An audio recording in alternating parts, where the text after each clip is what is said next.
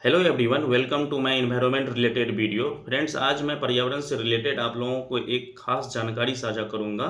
आजकल फ्रेंड्स आप देख सकते हैं कि पर्यावरण इशू जो है किस तरह से बना हुआ है, पूरी दुनिया में किस तरह से प्रदूषण बढ़ रहे हैं, पेड़ पौधे काटे जा रहे हैं, नदियां दूषित हो रही है, तालाब सूख रहे हैं, झीलें सूख रही है। उसी क्रम में फ्रेंड्स आज मैं पर्यावरण से रिलेटेड एक जानकारी आप लोगों से साझा करना चाहता हूं। आप लोग वीडियो को लास्ट तक जरूर देखें। इन्वायरमेंटल परफॉर्मेंस इंडेक्स ईपीआई ये है क्या?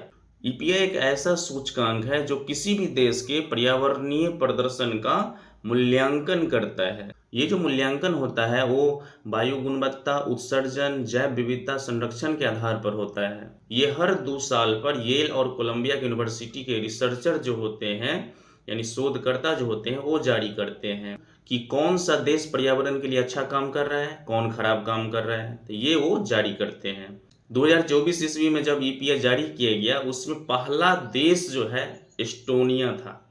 समझ सकते हैं एस्टोनिया, ये कितना यूनिक नाम है।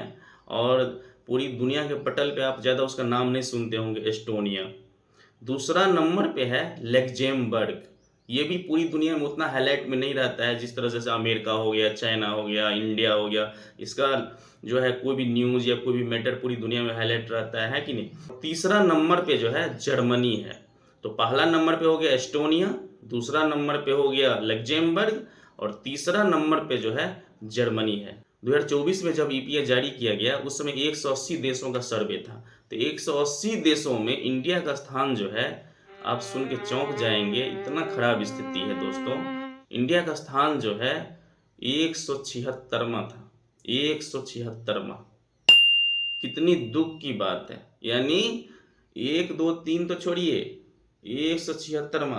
तो फ्रेंड्स, ये जो ईपीएफ बताते हैं कि भारत में किस तरह से पर्यावरण के क्षेत्र में सुधार करने की जरूरत है, जो अवेयरनेस है इन्वायरमेंट को लेकर के, वो दिखाने की जरूरत है सभी को।